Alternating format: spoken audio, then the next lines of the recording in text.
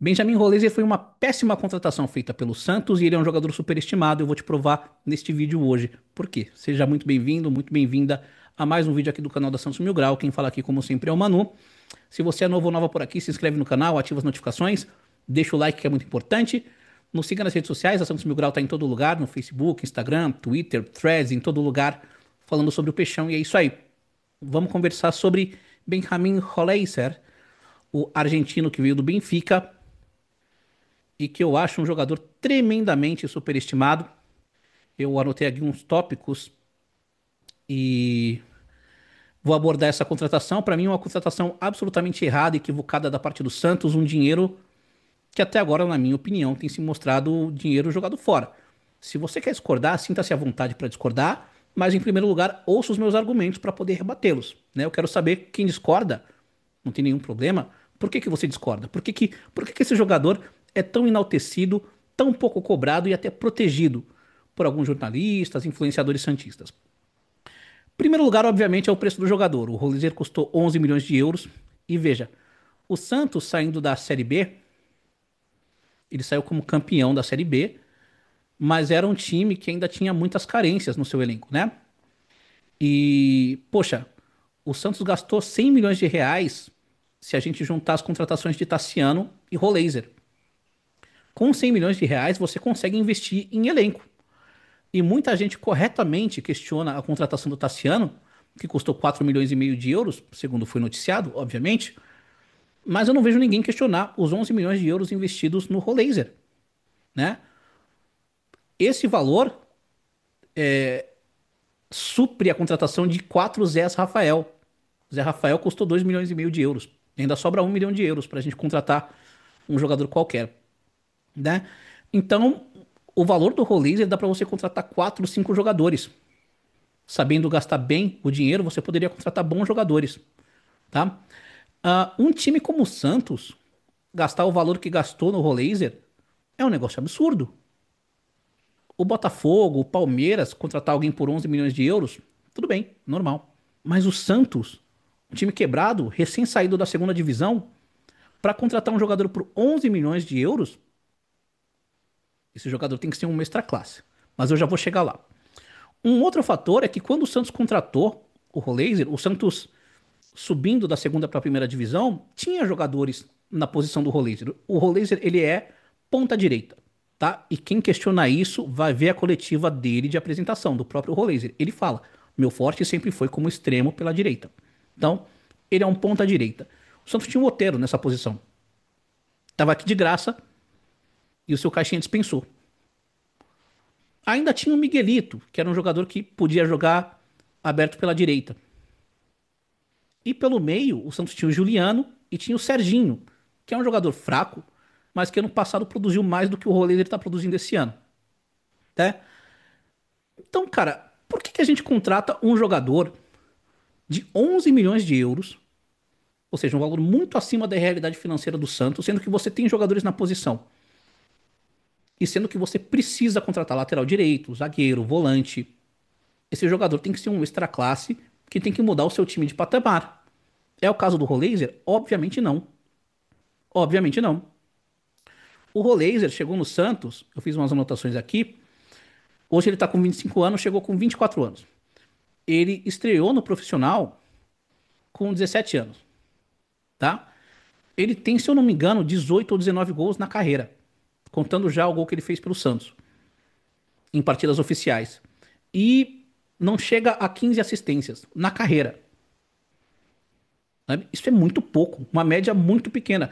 E muitos desses gols, a maioria, para não falar todos, não foram todos, mas a maioria desses gols foram feitos na temporada de 2023, que foi a temporada boa dele pelo Estudiantes, né? É um jogador que nunca foi convocado para a seleção argentina, e que, novamente, como eu disse, dos 17 aos 25 anos, que é a idade atual dele, teve uma boa temporada, que foi a temporada de 2023 pelo Estudiantes. Nessa temporada, ele fez 12 ou 13 gols e acho que deu 6 ou 8 assistências. Mesmo na melhor temporada dele, tá?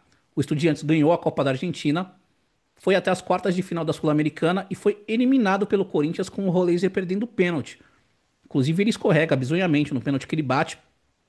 Ele não foi, não entrou no time da Sul-Americana, de melhores jogadores da Sul-Americana, não entrou no time de melhores jogadores do Campeonato Argentino. O Léo Godoy, que jogava pelo Estudiantes, entrou. O Roleiser não. O site Transfer Market fez uma seleção do Campeonato Argentino, ele também não entrou. Então, assim, ninguém nunca na Argentina considerou ele um extra classe. Só que no Brasil, que quando ele foi anunciado, uma série de influenciadores santistas fizeram vídeos falando que era um craque, que era acima da média, que ia mudar o Santos de patamar, que era um pilar da posição. Então, por isso eu acho um jogador absolutamente superestimado. No Santos, ele hoje tem 21 partidas, um gol e uma assistência.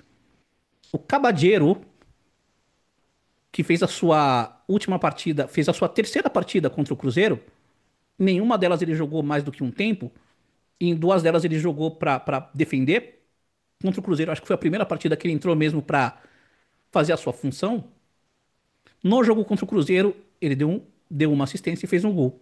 Igualou o número de gols e assistências do Roleiser com a camisa do Santos com 21 partidas, sem contar os amistosos, né, os 3 amistosos que ele disputou, que ele também não fez gol e não deu assistência.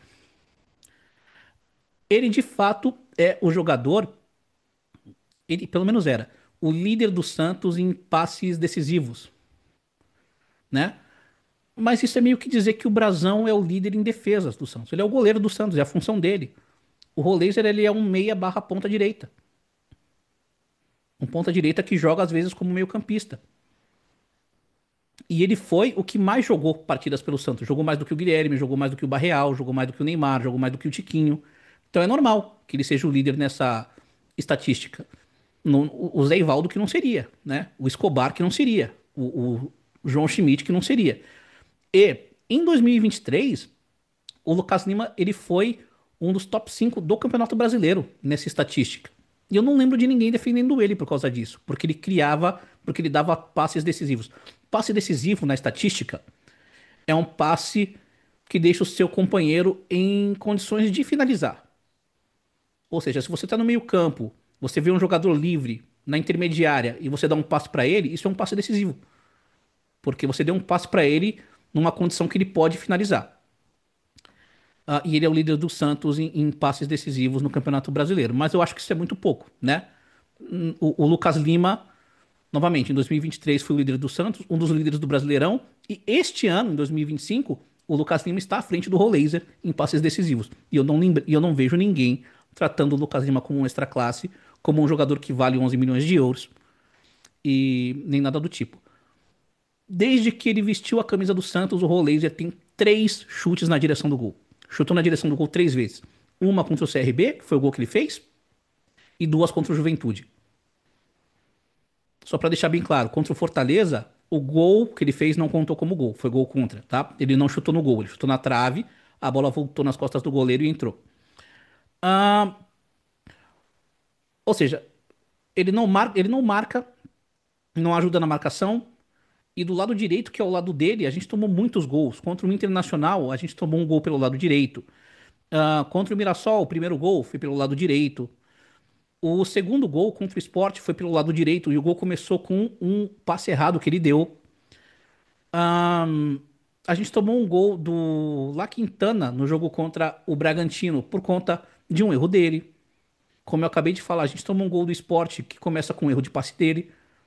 O gol do Fabrício do Cruzeiro aconteceu porque ele deu condição, ele era o único jogador dando condição. Então é um jogador que chuta pouco no gol, faz poucos gols, dá poucas assistências, ajuda muito pouco na marcação, é responsável por gols, é diretamente responsável por gols que a gente tomou. Eu não sei por que ele é tão enaltecido. E cada hora tem uma desculpa diferente, né? Não, mas pô, quando ele tiver um lateral direito de verdade, né? Porque então era o Escobar na lateral direita, quando tiver um lateral direito de ofício para fazer associação, ele vai render. Quando ele jogar com o Neymar, porque o Neymar estava lesionado, ele vai render. Não. Não, mas ele tem que jogar pro meio-campo. Foi testado no meio-campo contra o Mirassol. Agora contra o Cruzeiro, ele não jogou como ponta direita, ele jogou meio que do lado do Neymar, né? Ah, não, mas a culpa é do estagiário, sabe? Gente, a culpa é dele. Ele é fraco. É um jogador fraco, superestimado. É um jogador de 25 anos, que não tem 20 gols na carreira, não tem 15 assistências na carreira, não tem mais do que uma boa temporada na carreira, nunca foi convocado para a seleção argentina. Na sua melhor temporada, não esteve na seleção do campeonato argentino ou da Sul-Americana, que foi o campeonato onde ele fez suas melhores partidas contra o Goiás, contra o Corinthians.